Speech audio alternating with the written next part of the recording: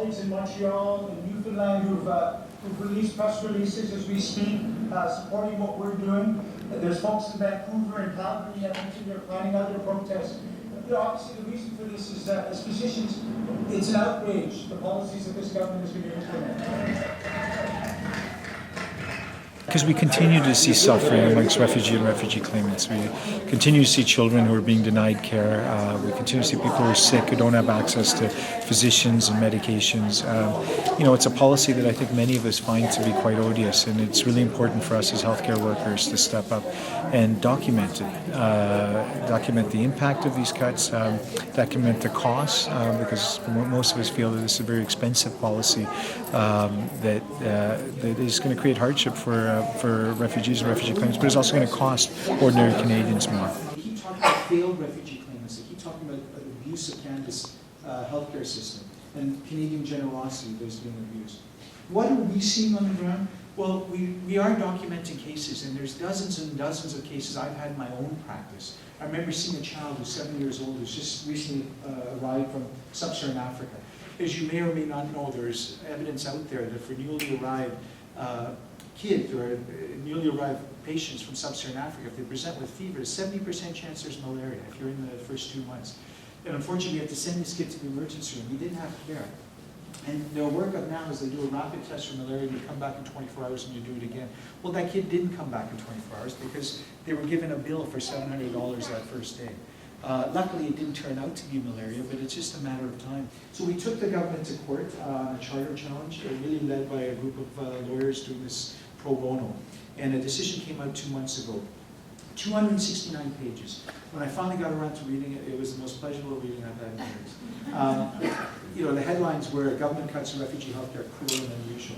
But when you actually get into the wording, the judge, and the language she uses is scathing.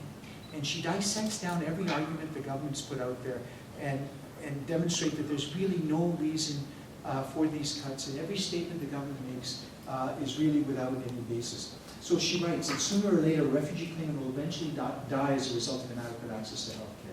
The cuts are having a devastating impact on those seeking the protection of Canada. Indeed, I have found as a fact that lives are being put at risk.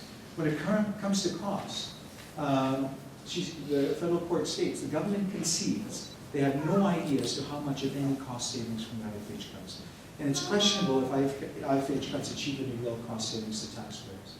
In terms of fairness to Canadians, which is another argument the government puts out there, the Federal Court of Canada says IFH cuts don't address inequity between Canadians and refugees because no such unfairness existed in the first place.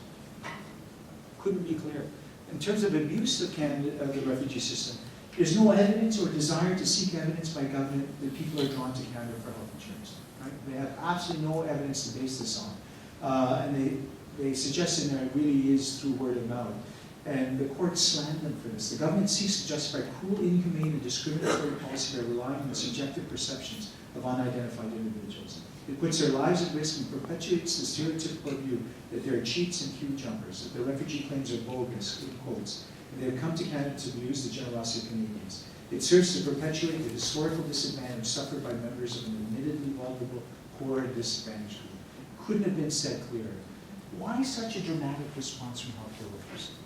We have heard from people older than me that even for issues like Medicare, that we have never seen the healthcare community mobilize like this. Ordinary Canadians should be involved because, one, it's a policy that's costly. We're quite concerned that this is actually going to increase costs to the taxpayer.